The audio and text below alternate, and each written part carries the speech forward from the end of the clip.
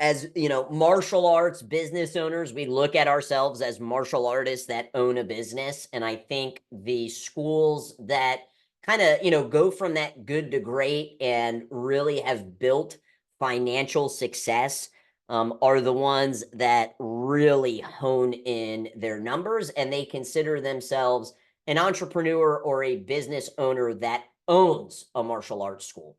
It's just a different, it's a slightly different type of mindset.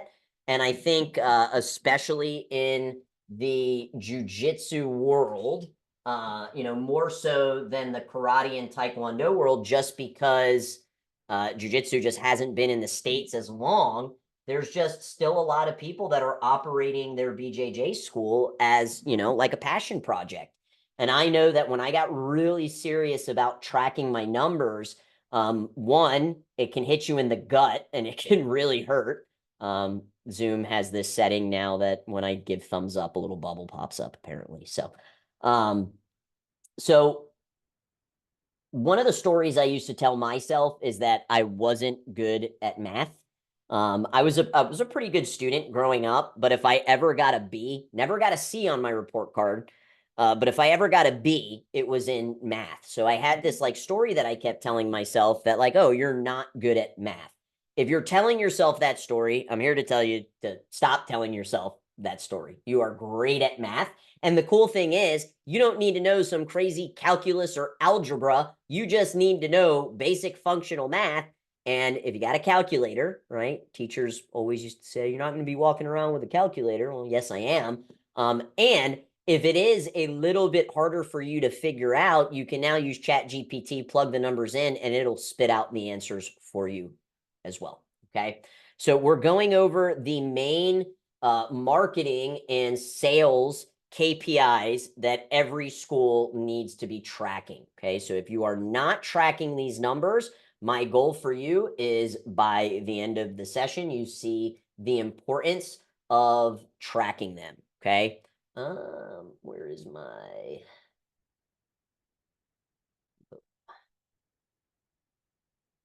all right. For those of you that are on, Alex says, morning, everyone. Just came back from the dentist. Yeah, I know. Cool. Glad you made it too. I saw that you said you weren't going to be able to. So hopefully no cavities. Maybe you got a little sticker that said no cavities like they give to the kids. Hi, Rocky. Nice to see you as well. So over the next 45 minutes, I'm going to showcase the top 10 marketing and sales KPIs that you absolutely need to be tracking. Okay. This is not, solely related to your kid's BJJ program. This is, business in general. So I don't want you to think of just tracking this just for your kids' program. It's for your entire business. Okay. We're going to be talking about how much it costs to acquire a customer. If you don't know how much you're paying for every customer that walks in your door, then you're not going to know how much budget you should be putting towards your marketing. We're going to talk about the difference between your billing check and the total amount of money that you're bringing in. Talk about the one metric almost everybody needs to be working on, how you can easily monitor your school's retention rate. You need to know your attrition rate, which is the percentage of people you are losing per month. And on the inverse of that is your retention rate, the percentage of people you are keeping each month. I feel, especially with BJJ, because our art is so freaking hard, our like keeping our students is slightly harder than the karate school that's offering a black belt after 2 months. Okay, like we're kind of fighting that uphill battle on retention. Okay, we're going to talk about how you can increase lifetime value. Right, every company needs to get customers. You need to get them to pay you more, and you need to get them to pay you more often. And that means increasing the total value of your students. And then we'll kind of go into some marketing KPIs, 5 of them. Okay. So focus on 5 sales and 5 marketing. Okay. Does anybody play the lotto in here? Yes or no in the chat? I'm curious too, guy. So you participate. Yes or no in the chat. Does anybody play the lotto?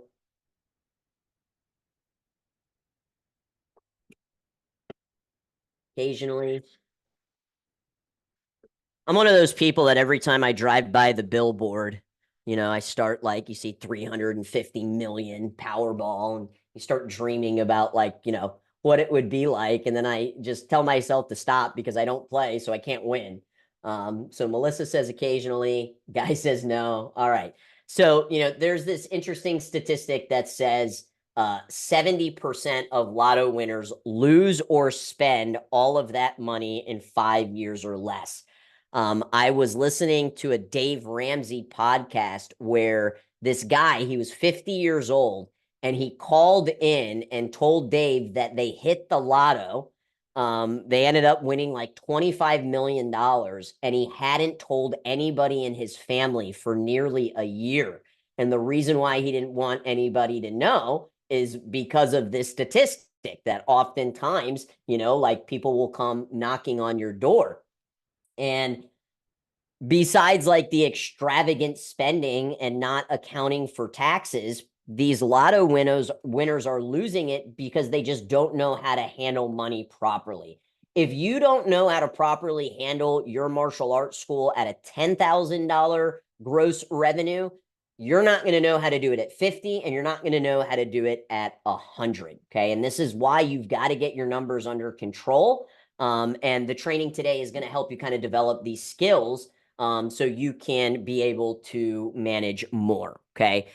One of my favorite quotes, and there's three of them here, but gross feeds the ego, net feeds the family.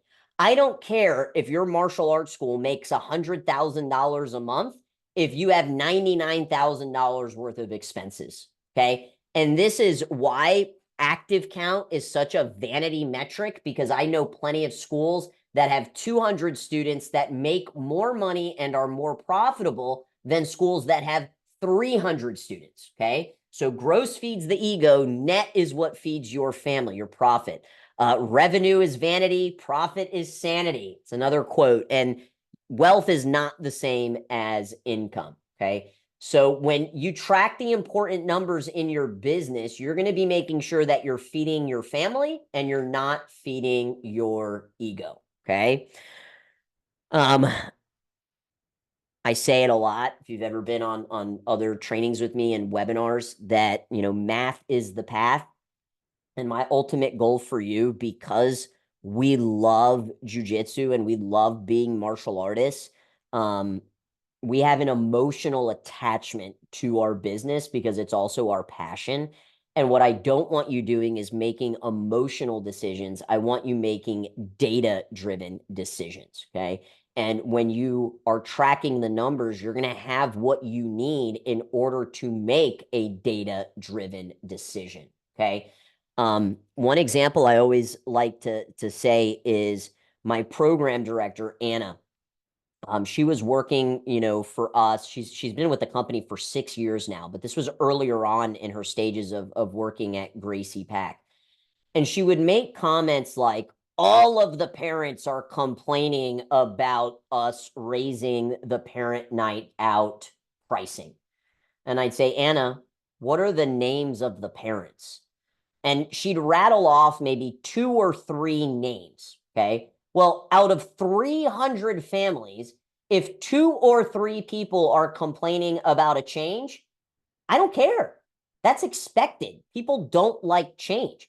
So instead of her being able to say like all of the parents, I would ask her and I would dig in. I want you to give me the names. And it's not all of the parents, it's 2 to 3, right?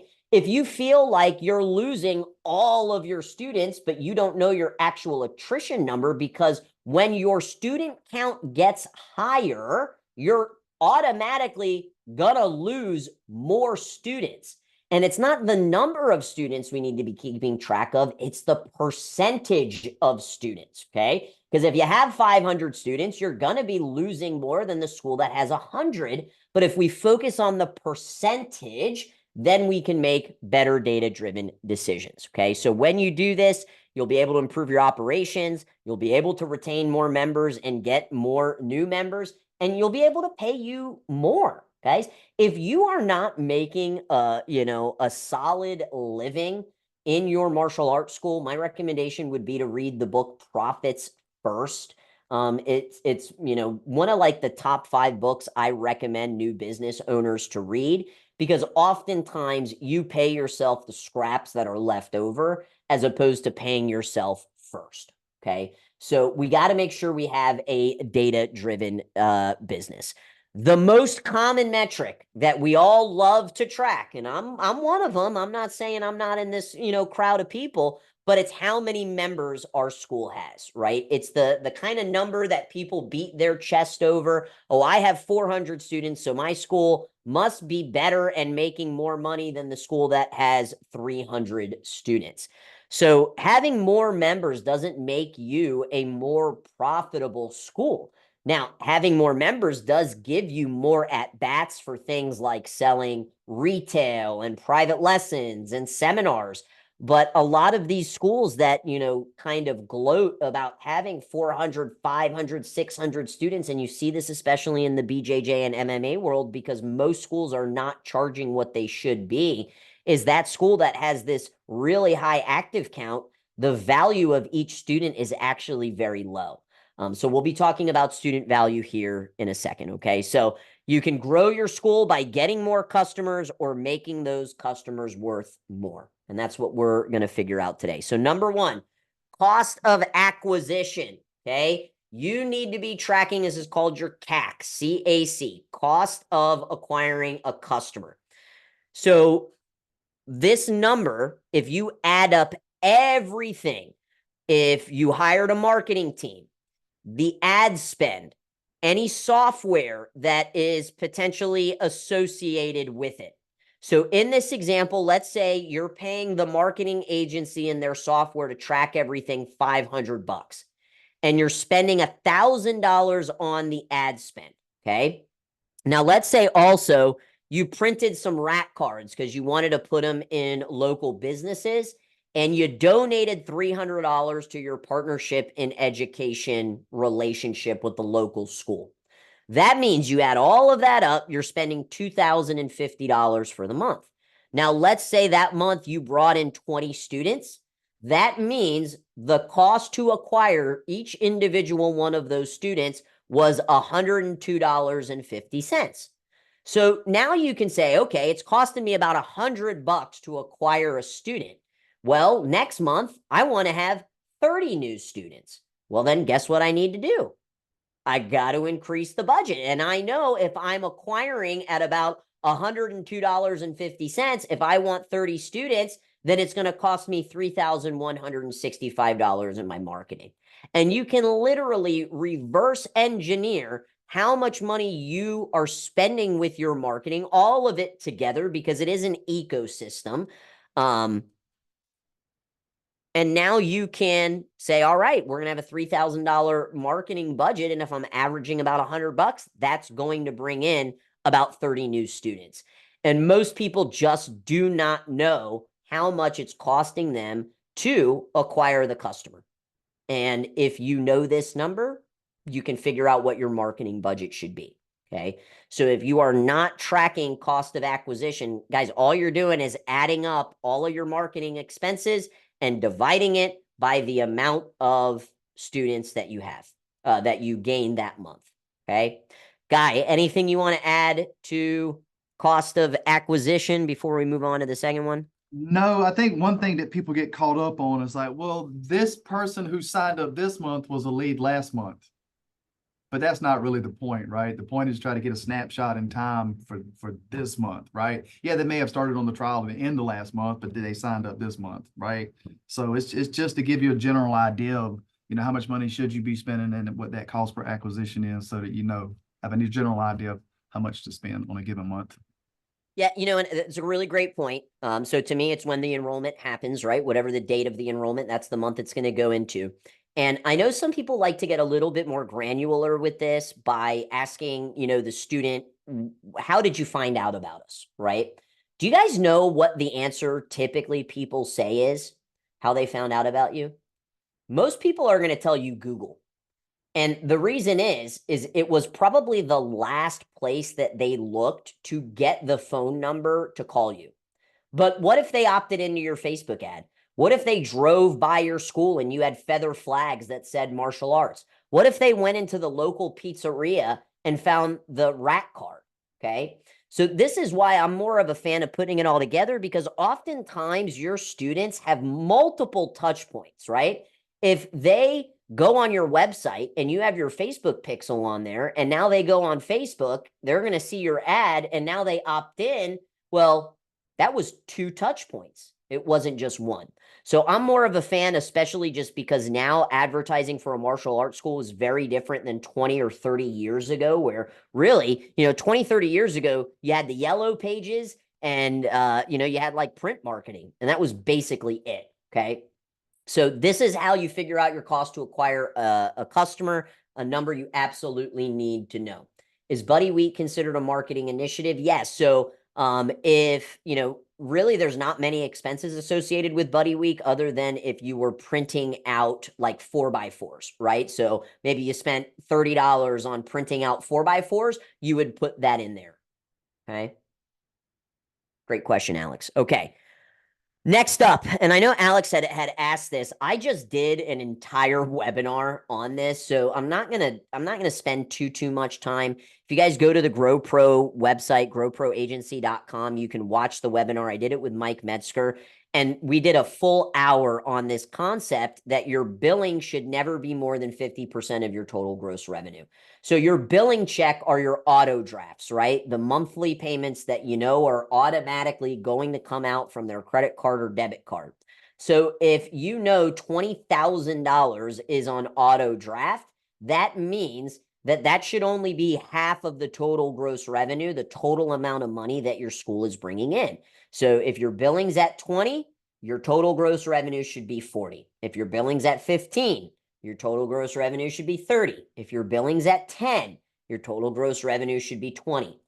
And especially for schools that are, month to month, you only have one payment option. Maybe you're not doing special events. You're not doing down payments. You're not offering paid in fulls. You're not pushing retail. You're letting people wear whatever gis they want, whatever rash guards they want. There's no uniform policy.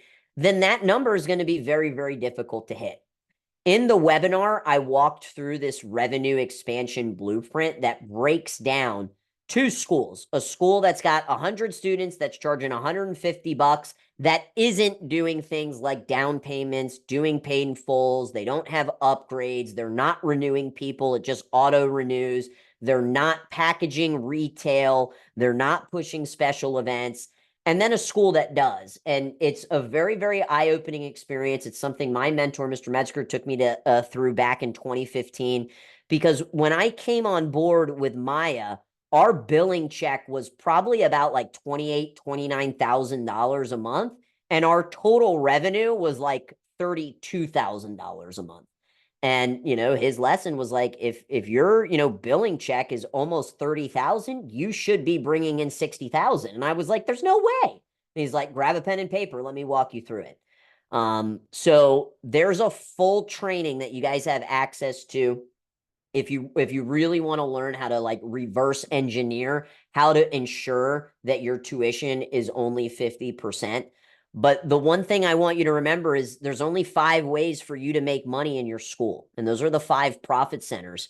And if you just decide like, yeah, I'm not going to do 4 of the 5. Okay, well, you're literally saying that you don't want to make more money in your business. And guys, it's okay to make money in your business. Just because it's your passion doesn't mean you shouldn't make a good living from it. Okay. The third number I want you to be tracking is your student value. And what this does is it measures the amount of money your school generates from each member each month. And this is how you have schools that have a lower active count that are actually making more revenue. And it's because they have a higher student value. So the way that you calculate your student value is you divide your monthly revenue by the number of members you have. So let's say your total amount of money that you brought in that month is $20,000. And let's say you have 150 members. That means your student value is $133. My goal for you, kind of like level 1 foundation, is to get up to 150. That's kind of like the lowest amount that I want your student value to be at. And one of the ways that you can really hurt your student value is by massively discounting programs for multiple family members. Okay. This is one way that can just really tank your student value. And then the other things are just not leveraging the different profit centers, which we'll go over here in a second. The top schools in Maya have over $200 student value. Okay. So reaching that level of, a $200 plus student value means you have to have internal sales and marketing locked in, and you have to be hitting all 5 of the profit centers. So your profit centers are new students. Okay. If you aren't charging some form of a down payment, not a registration fee, but some form of a down payment, the only money you're making from new students is their monthly payment. Okay. The next one is upgrades. If you're choosing not to do upgrades, which, we talked heavily about upgrades in the 6-week challenge that kicked off the Kids BJJ Made Easy program. If you're having retention issues, more than likely, it's probably because you don't have solid upgrade programs in place. Okay. Retail. Any of y'all got kids? Okay. I got a little, he's about to be 4, but he's still 3. And he does soccer at his school. And when we signed him up for soccer and they told us that he needed to buy the soccer uniform, do you think we got upset? Of course not. If he signs up for baseball and they tell me he's got to get cleats and a bat and a bag and a helmet, I'm not going to be upset because I know that there's equipment that he needs to be successful. When you have new students signing up, you need to make sure you have a new student package. And when people are upgrading, they need to be purchasing upgrade packages as well. And this is one of the ways that you can increase the retail. For most of you, your pro shop is just collecting dust. And something you can do on a monthly basis is put together packages, whether it's, buy a hoodie and a beanie or buy a hoodie and a t-shirt, and you slightly discount the amount to create a larger cart value, which brings in more money. But every single month, I would have some form of retail special. And if you have new student packages that are required to be purchased, and you have upgrade packages that are required to be purchased, your retail will increase. Okay. You then have your retention and your renewals. And one of, the things that really hurt a lot of schools during COVID is if they offered month to month, a lot of people just canceled their accounts. And because we offer programs 12 months and 36 months, we didn't get hit as hard. Now, we did make exceptions for families that were in, financial dire situations. But when you have renewals, it allows you to get additional down payments and additional paid in fulls. So if you're auto renewing, even let's say you're doing a 12-month agreement, but then you just auto renew to a month to month, you're losing out on that additional down payment. And then finally, special events. These are your parent night outs. These are your seminars. We also put private lessons inside of special events. So when you look at this list, you got 5 different ways for your school to make money. My question to you is, are you leveraging all 5? And if you're not, more than likely your student value number is not at 150, and it's more than likely definitely not at 200. Guy, I just unpacked a lot. We talked about the cost of acquisition, billing versus total gross revenue, and student value in the 5 profit centers. Anything you want to add to that? And does anybody have any questions so far? No, the only thing I would add to that is that when you go to plan out your quarter, your year, or whatever, we added a new little section. I don't know if you guys can see it, but up in my left-hand corner is recruit, retain, revenue. And then I've got January through June. Even though I've got it on the calendar, I like writing it out here to say, well, how many do I have under recruit? How many I have under retain? How many do I have under revenue? And then I noticed that in May, we don't have anything under recruit. So that tells me I need to add something to that month, right? Yeah. So it's just a good way to plan ahead. Community event or do a buddy week or something like that. Exactly. Yep. Okay, awesome. All right, guys, not seeing any questions in the chat, so let's go ahead and move on. All right, so number 4, LEG, L-E-G. It's an acronym for length of engagement. And really what this is monitoring is your school's retention rate. Okay, so you need to know the percentage of students that are staying and the percentage of students that are quitting. The fitness industry target which, martial arts is different than fitness, right? Fitness is a much larger pool of people that you can, pull from. It's a, lot more billions of dollar industry, but the fitness industry target is 14 months. So they want the length that people are staying at the gym to be 14 months. And, if you look at the Planet Fitness model, like, it's super cheap. They purposefully try to feed you pizza, so you don't want to work out. They have these ridiculous rules, and they, have a long leg, a length of engagement. So this really ties into the different retention strategies that you have in your business. Um, Guys, nothing, there's no better retention strategy than you teaching amazing classes. Okay. And I know we all think we teach absolutely amazing classes, but when's the last time you assessed it? When's the last time you went pen to paper? You guys have access to the instructor training certification course, which gives you the assessment where you can go line by line and actually assess what the kids' classes look like, especially if this is something that you have hired somebody else to do. Okay. So, number one, you have to be teaching amazing classes, but some other retention strategies that, you want to make sure are checked off. Having a fun and upbeat environment. This really comes down to your culture. Make sure that you're highlighting the successes of your students every time that you can, right? Doing like a student of the day, doing a student of the month, doing, special spiff awards at the end of the year. Okay. Your team and their skills are ultimately going to determine how long people stay. Okay. People stay because of the relationships that they build, and just making sure you are consistent in your service, your professionalism, and your treatment. Okay. So, inside of this keynote, which you guys are going to get access to, you have this attrition formula. Okay.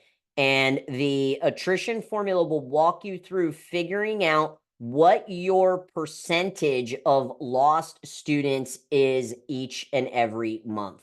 And you should be tracking this on a monthly basis, looking at a quarterly basis, and then also at an annual basis. Okay. If you guys need help with doing the attrition formula, we can do this on one of the next calls, but just for time purposes, we're not going to walk through it right now, but you're just going to plug in, the answer to each one of these lines. Okay.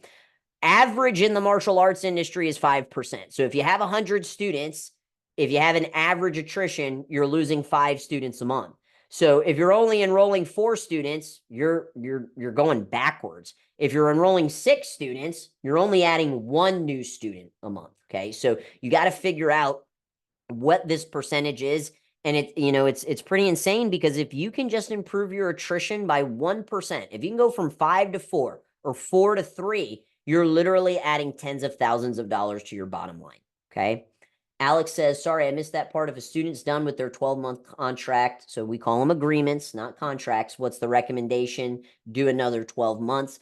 Yes. I mean, ideally, you would have upgraded them into your 36-month program. And if you don't feel comfortable doing 36, then, go from 12 to 18 and then 18 to 24 and baby step your way up. That's what I did. When I first started, we were month to month. And I was like, nobody's going to sign a 12 months. So we went to 6 months, and then we got no pushback. Then we went to 12 months, and we went to 18 months, 24 months, and then finally 36 months specifically for the upgrade programs. Okay. An example of where you might have a renewal for a kid is our tiny ninjas, like the 3 and 4-year-olds. We don't have an upgrade program for them. So if they start with us at 3, by the time they're 4, they're not going to be upgraded into the Little Ninjas elite program. So they would renew. So you'll see renewals specifically with like your tiny ninjas. But, if you have a junior warrior that's been with you for 12 months, ideally they would have upgraded by month 4 or 5. If for some reason they're not seeing the value in the upgrade program, then you would just renew them for another 12 months. Okay. Hopefully that answers your question. All right. Next sales number is the lifetime value. And there's a few different ways that you can figure out lifetime value. You could do your revenue per month times how long they stay. So if you have $180 student value and they are on average staying for 13 months, that means that student is worth $2,340. That's their lifetime value. Now, some businesses, not ours, but some businesses need to do this off a gross profit margin, like specifically like food and restaurants and machinery, because they have hard costs to the products, or I don't mean machinery, I meant retail, because they have hard costs to their products, right? They might have, sold $700 in revenue, but they only made $70 because of the cost of the food and to deliver the service. Okay.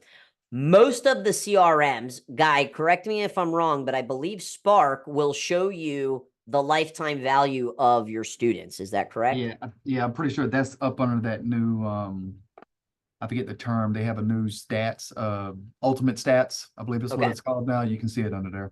Yeah, and I also know my studio does it as well. So inside of your CRM, what they're doing is they're just adding up all of the payments that that person had made and then dividing it by the amount of months that they've been with you, okay? And if you know that a student is worth $2,340, then you can really justify the first number we talked about, which is cost of acquisition. So if you know it's costing you $102.50 to acquire a customer, and the average lifetime value of your students is $2,340, my question to you is, are you willing to put $100 in the slot machine in order to get $2,300 out? And the answer is hell yes, I would do that. But if you don't know your lifetime value and you don't know your cost of acquisition, then you might just think that you're spinning your wheels or you're wasting your marketing dollars. Okay. So this, if your CRM isn't able to provide you this stat, I would reach out to them because they should easily be able to make a report that you can export, because it's literally just the amount of money that that person has paid over the lifetime that they've been with your company. So if people aren't staying 13 months, and I believe the average in the martial arts industry on basic programs is 9 months. So like, if your students are sticking around longer than 9 months on average, then, that means you're doing pretty well. But let's talk about how you can increase the lifetime value. Well, one thing you can do to increase the lifetime value is to increase your price. Okay. I'd love to know in the chat, when's the last time you guys raised your rates? Let me know in the chat. Maybe you did it in January of 2024. Maybe it was sometime last year. When's the last time you increased your rates? Nice, Miss Melissa. Good job. I'm curious, were you nervous about raising your rates? No? Okay. Cool. Have you gotten any pushback? No? All right. Adam says last week. Alex says just last month. Second price increase in 45 days. Awesome. I love it. So increasing your price can actually draw allure to your business. Like, oh, that's a little bit more expensive. Like that, it must be better. It must be valuable. And I think, it doesn't look like you guys are struggling with this, but there are a lot of schools that are not increasing their rates. I don't know about you, but every year I get an email from Hulu and I get an email from Netflix that it's going up. And you know what? It's just kind of the part of doing business nowadays. People just expect it. So I think sometimes we have limiting beliefs that hold us back from increasing our rates. And this is the biggest lever that you can pull in order to increase your lifetime value. Now, the one thing you do need to consider with increasing your basic rates is how is this going to affect increasing your upgrade programs, right? So we do a $25 difference on that option D. So if they're paying $169 a month for our basic program, which is 2 times a week, our upgrade program is going to be $194, our middle elite, and then our master's club program is going to be $219. So if we would have started our basic program at, let's say, $200, that means elite would be $225 and masters would be $250. And depending on certain areas that you live in, you can absolutely charge more, right? We know that states like New York and California, like the San Francisco Bay Area, the LA Bay Area, they can actually demand a higher fee, okay? Melissa, we used to do free women's self-defense classes. Nobody showed, started charging small fee now. Look at that, right? I love that example because that shows that, people got skin in the game and they see value in coming to that class. Okay. So that's one way to increase your lifetime value. The next way to increase your lifetime value is ultimately to lower your costs and lower your expenses. Okay.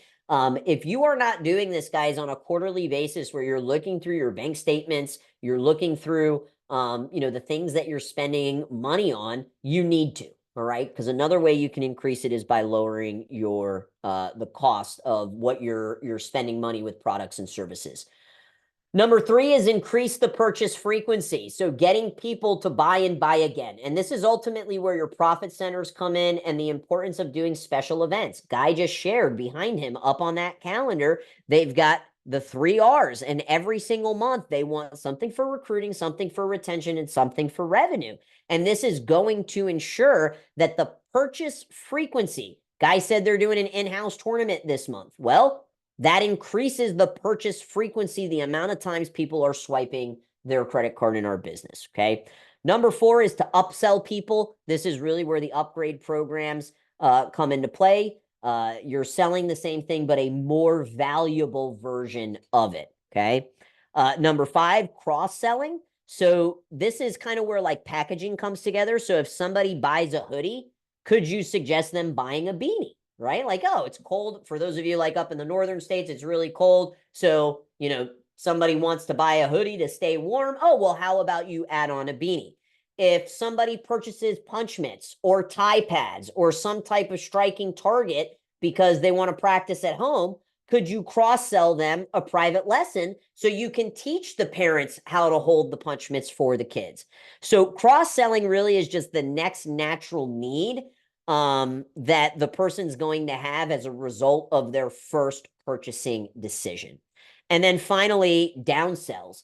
Maybe somebody's not ready for class, right? We do the introductory evaluation for all students, and maybe there's some behavioral problems. Maybe there's, just issues where they're not ready for the group class. Well, could you downsell private lessons? Maybe you're doing a summer camp and they can't make all 5 days of the week. Well, could you downsell 3 days, right? If they can't make normal class times, what about your summer class times? Because you sell an extended trial in the summer, okay? So these are the 6 different ways that you can increase your LTV. Now, when you know what your lifetime value is and you know the cost to acquire the customer, you can figure out the ratio, okay? And it's kind of crazy because if you just do like a generic Google research, people are saying in a lot of industries that a 3-to-1 lifetime value to cost to acquire a customer is good. Now, if I know it costs me $100 to acquire the customer and the lifetime value is $300, I don't get really excited about that. In our kind of membership-based, service-based business, I'd love to see a 10-to-1. So if it costs you $180 to acquire the customer, I want you to make sure that you're making at least $1,800. And the larger the ratio, the more money in your bank account. So this is how you can take those 2 different numbers of the lifetime value of what your students are worth and the cost of acquisition and figure out like, okay, for every, dollar that goes in, I'm getting $10 back. Every dollar that goes in, I'm getting $15 back, okay? So those are the 5 sales numbers I want you to be tracking. And then we have our, Guy, anything else you want to add? Anybody have any questions? Because now we're going to kind of shift gears. Those were the sales KPIs. Now we're going to shift gears to the marketing KPIs. And Pedro, always nice to see you. No, nothing to add. That was good. Yeah, we have, and not really add to that per se, but I don't know if you can see behind us, we have this big old whiteboard. And for forever, since we've been working with you, we'd always keep up with our stats, our KPI type stuff and whatnot. And we got a little bit more in depth in terms of keeping up with stats. So I have a digital version and I have a version that we keep on the wall that our core staff see, so that we track our monthly and quarterly revenue goals. And it's up in our face there. And then we have other numbers that we keep up with, our weekly meetings. We talk about how many signups we've had for different events that are coming up. And So that way we're tracking those kind of things as well. In addition to something new that we've done is put up, at least for the first 6 months, I events. told them about Oh, it. okay, you already went over that. Cool. Yeah, I think Rob makes a really good point here, guys, is having those numbers right in front of your face all the time, right? What gets measured gets improved. And, I don't know if Melissa would be able to do something like this, because I don't know if that's like a public area or not. Like, you'd want to make sure that it's a private area. You don't want your students, right? That's their staff office. They're not having students come in there. So if you don't have that at your we have that in the office. Okay, awesome. If you don't have that capability in your school, then wherever it is that you're working at home would be a great place. But you need to have it front and center. What gets measured ultimately gets improved. And what I don't want you to do is like look at all the stats that Guy and Rob, and try to go from 0 to 100. Like, let's go from 0 to 10, right? And then we can go from 10 to 20 in terms of the amount of stats that we're tracking. So we're going to shift gears now, and we're going to go into some of the traffic stats, okay? So you need to know the number of leads that are coming in each month and what your cost per lead is. And your cost per lead is just going to be the amount of money that you've spent on marketing altogether divided by the amount of leads. So, if you spent, let's say, $2,000, and that ended up getting you, 95 leads, then you have a $21 cost per lead, okay? And if your lead count is less than 30 a month, if you're not at least getting one lead a month, you really need to look at what your marketing strategy is, okay? One lead a month is kind of the minimum amount of leads that I would want on a monthly basis. Guy, how many leads do you guys typically average each month? Each month, on an average, I would say somewhere between 80 to 100. Right now, we're sitting at like 110, I think, 10 or something like that. Okay, so guys, if you're getting one, less than one at bat a day, you need to be looking at what your marketing strategy is. Okay. We use a like traffic light system at GrowPro, and I think this is just kind of for you to understand what lead cost should be.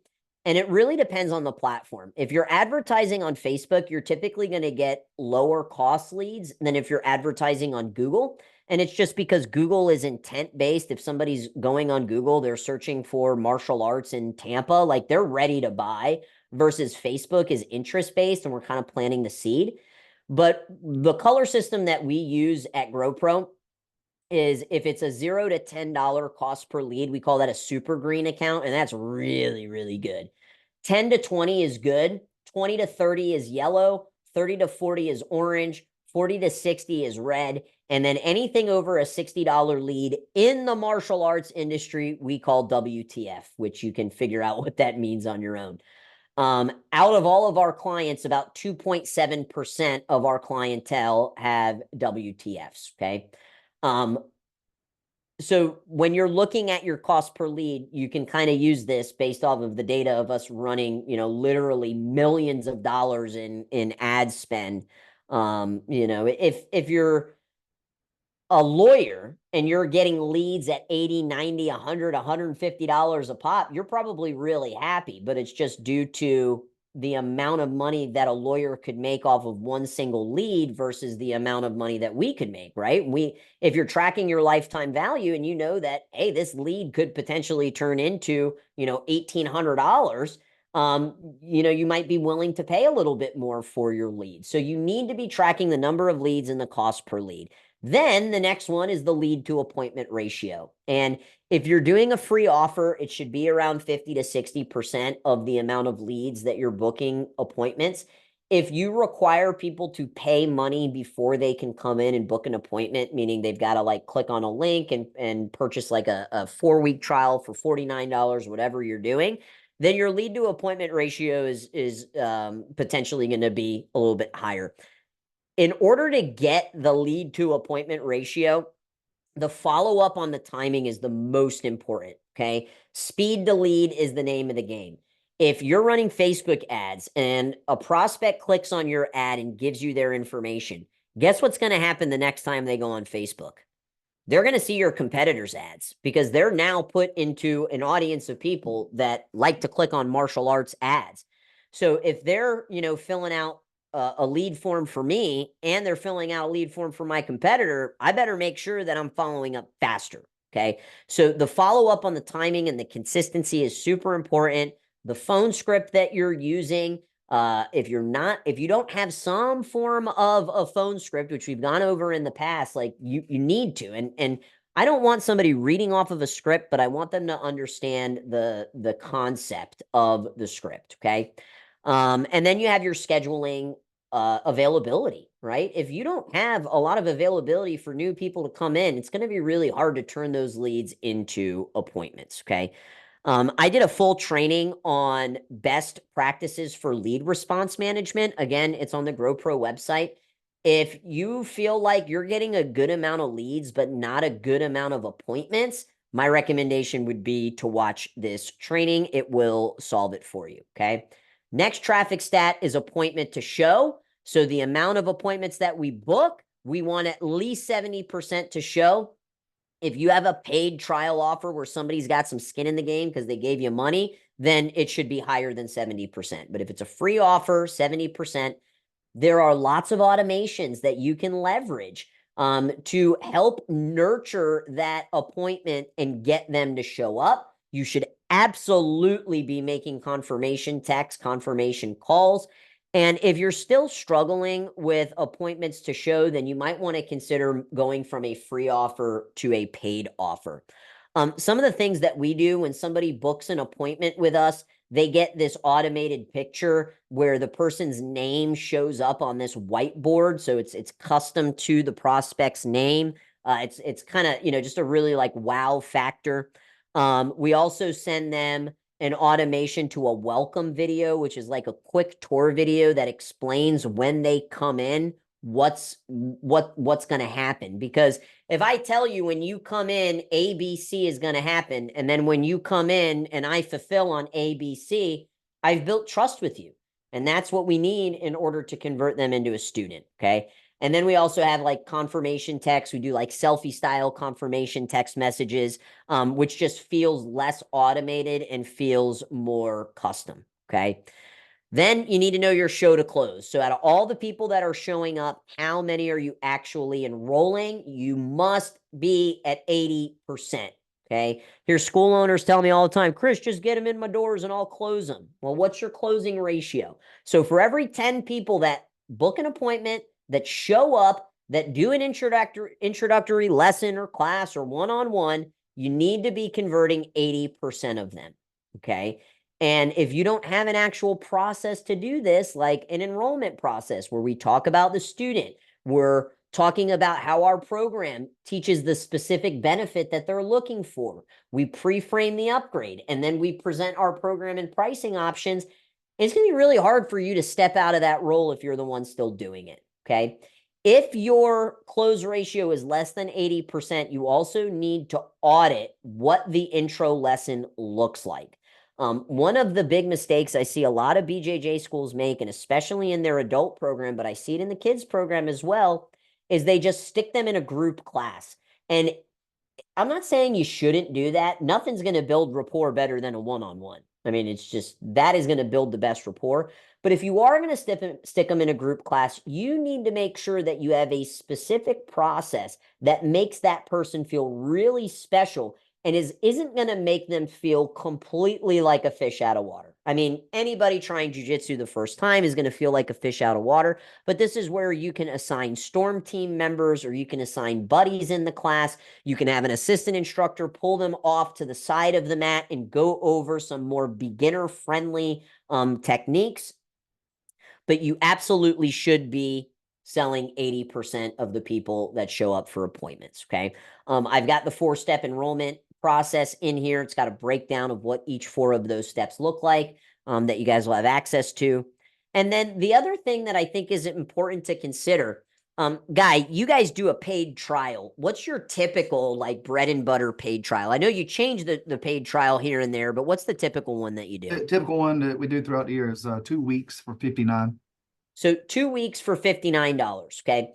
And one of the things that can happen, especially if you offer a free intro and then they decide not to sign up for 12 months, so you downsell them the trial, is not tracking the amount of trials that actually convert to new students, okay? And that should be at least 80%.